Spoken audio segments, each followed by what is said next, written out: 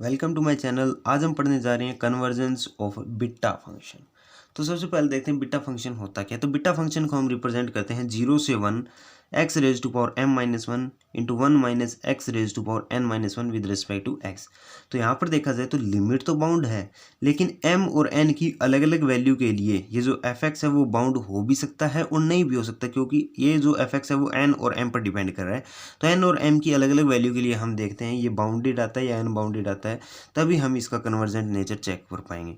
तो अगर m और n है, फर्स्ट केस ले लिया कि m और n है वो दोनों ही हमारे ग्रेटर देन इक्वल टू 1 है, that means x raise to power भी पॉजिटिव आएगी और 1 minus x raise to power आएगी वो भी अपनी पॉजिटिव, क्योंकि ग्रेटर देन 1 है, 1 से बड़े हैं, दैट मीन्स ये दोनों की पावर पॉजिटिव रहेगी।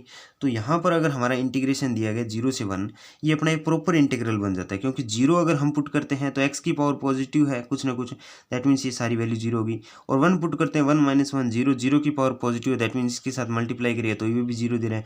और लिमिट इसकी क्या दे रखी है, हमें बाउंडेड दे ही रखी है, दैट मीन्स ये एक टाइप का प्रॉपर इंटीग्रल बन जाता है अगर m और n दोनों ग्रेटर देन इक्वल टू 1 है। तो यहाँ से हम क्या लिख सकते हैं, ये दिया गया इम्प्रॉपर इंटीग्रल है वो अपना क्या है, कन्वर्जेंट है। अब हम सेकंड कंडीशन ये कंसीडर कर लेते हैं कि m और n दोनों ही लेस देन इक्वल टू 1 है। तो हमारा ये जो इम्प्रॉपर इंटीग्रल है ये दोनों लिमिट में अनबाउंड है, क्योंकि अगर m लेस देन 1 है, m लेस देन 1 है, दैट मीन्स ये x की पावर नेगेटिव में आएगी, उसे हम क्या लिखते हैं 1 divided by X, 1 divided by X, और at x is equal to 0, 1 divided by 0 infinity, तो ये वैल्यू अनबाउंड आ रहा है। Similarly n less than 1, n less than 1 के लिए ये वैल्यू नेगेटिव आएगी n माइनस वन, राइट। तो ये आ जाएगा 1 डिवाइडेड बाई 1 माइनस एक्स, और अगर हम उसमें 1 पुट कर देंगे 1 माइनस वन 0, 1 अपॉन 0 क्या होता है इन्फिनिटी। तो ये दोनों लिमिट पे अपना अनबाउंड आ रहा है, is unbound at both the limit. तो हम क्या करते हैं, इसकी लिमिट को तोड़ दी 0 से a और a से 1 तक, कुछ इस तरीके से कि 0 से बड़ा है a और लेस देन 1 है। अब इसे हम i मान लेते हैं, ये अपना i1 और ये i2। तो i1 i2 जब हमारे कन्वर्जेंट और डाइवर्जेंट होंगे उसके कोरिस्पोंडेंस i अपने आप ही कन्वर्जेंट और डाइवर्जेंट हो जाएगा। तो सबसे पहले हम देखते हैं i1 अपना क्या दिया गया कि 0 से a x raise to power n minus one into one minus x raise to power n minus one with respect to d x, या इंटू में डी एक्स कह सकते हो। ये अपने को पता है कि 0 पर अपना क्या है, अगर m लेस देन 1 है तो ये 0 पर अपना अनबाउंड है, राइट। ये 0 पर अनबाउंड है क्योंकि लेस देन 1 है तो 1 अपॉन एक्स आएगा, x की जगह 0 पुट करने पर ये क्या जाएगा इन्फिनिटी, दैट मीन्स ये अनबाउंड है at x is equal to 0।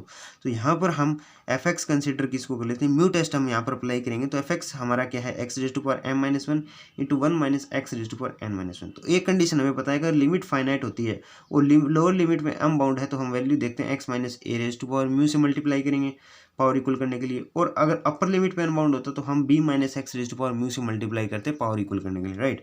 तो जो हमारा म्यू टेस्ट है वो क्या कहता है, लिमिट लोअर लिमिट पे अनबाउंड है तो limit x approach to a plus 0 where a is the lower limit को हमने यहाँ पर डिनोट किया है, into x minus a raise to power mu of f x के साथ में मल्टीप्लाई कर देंगे और ये वैल्यूज हम सोल्व करते हैं, राइट। तो यहाँ पर a तो 0 है तो लिमिट आ गई x अप्रोच टू 0 प्लस 0। अब x माइनस ए निकालते हैं, a अपना 0 है, दैट मीन्स x माइनस 0 किसके इक्वल होगा x raise to power mu क्या लें कि इक्वल आ जाए। तो इसमें देखो x की हाईएस्ट पावर क्या है m माइनस वन, और ये पावर नेगेटिव आ रही है, मीन्स 1 डिवाइड में ये पावर जाएगी x raise to power m minus one, right. 1 divide में ये पावर जाएगी तभी तो ये नेगेटिव आ रही है, राइट। दैट मीन्स इसमें कुछ पॉजिटिव पावर का हम मल्टीप्लाई कर देते हैं, किस तरीके से कि अगर म्यू की वैल्यू 1 माइनस एम ले लेते हैं तो ऊपर और नीचे दोनों पावर इक्वल हो जाती है। तो यहाँ पर हमने म्यू को क्या लिया 1 माइनस एम और मल्टीप्लाई कर दिया X raise to power mu का एफ एक्स के साथ में। तो X raise to power mu क्या आ गया, X raise to power 1 minus M आ गया, राइट।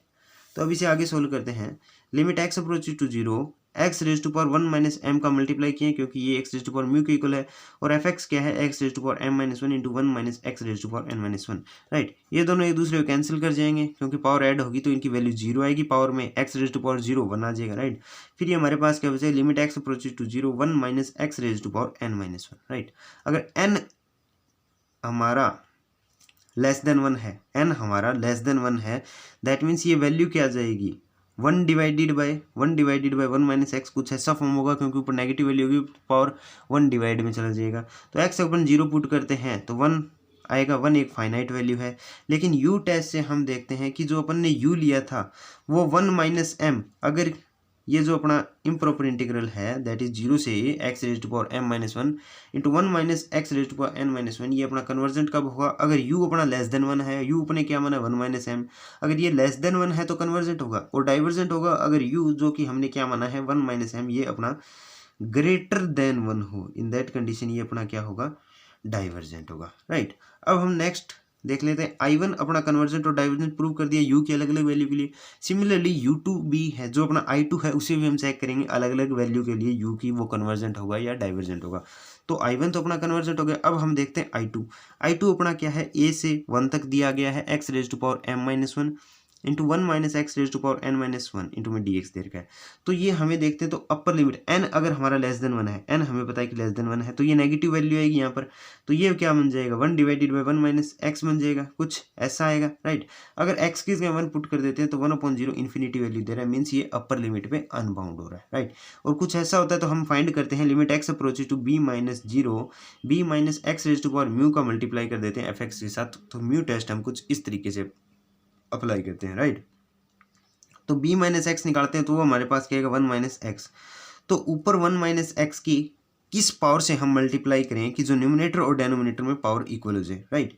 तो हमने मान लिया कि वो हमारा म्यू है वो 1 माइनस में n है, कुछ 1 माइनस में n, कुछ इस पावर से हमने उसको मल्टीप्लाई कर दिया, 1 माइनस n से हमने मल्टीप्लाई कर दिया, राइट। तो 1 minus x raise to power mu f x, जो म्यू है वो हमने क्या माना है, 1 माइनस एन। तो हमारे पास क्या जाएगा, limit x approaches to 1 minus x raise to power 1 minus n, और एफ एक्स क्या है, x raise to power m-1 into 1 minus x raise to power n-1। तो यहाँ पर देखो इन दोनों की पावर अगर बेस सेम पावर ऐड होगी तो पावर 0 बन जाएगी, 0 का मीनिंग 1 होता है, राइट। तो यहाँ पर हमारे पास क्या गया, X raise to power m-1। अब हमारा m है वो लेस देन 1 है, दैट मीन्स 1 डिवाइडेड बाय में x raise to power m-1 आएगा, क्योंकि नेगेटिव वैल्यू आने पर m लेस देन 1 है और x को 1 पुट कर देते हैं तो ये जनरली इक्वल टू 1 ही वैल्यू आनी है हमारे पास, एक फाइनाइट वैल्यू आ रही है। लेकिन म्यू टेस्ट से देखे जाए तो ये अपना जो सेकंड I2 है वो अपना कन्वर्जेंट कब होगा, अगर म्यू लेस देन 1 होता है। तो म्यू अपना किसके इक्वल माना है, 1 माइनस एन। अगर ये लेस देन 1 हो जाएगा तो अपना क्या हो जाएगा, कन्वर्जेंट।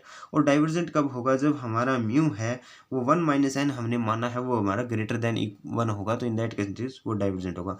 तो अगर हमारा m और n है वो दोनों ग्रेटर देन इक्वल टू 1 है तो हमारा इम्प्रॉपर इंटीग्रल कन्वर्जेंट होगा। m और किसी चीज़ पे डिपेंड नहीं करे, लेकिन m और n है वो लेस देन 1 है, इन दैट केस हमारा इम्प्रॉपर इंटीग्रल म्यू पर डिपेंड करता है, म्यू टेस्ट से। तो वो म्यू की वैल्यू अगर लेस देन 1 आएगी तो वो कन्वर्जेंट हो जाएगा, अगर म्यू की वैल्यू ग्रेटर देन 1 आती है तो वो हमारा डाइवर्जेंट हो जाएगा। Thank you.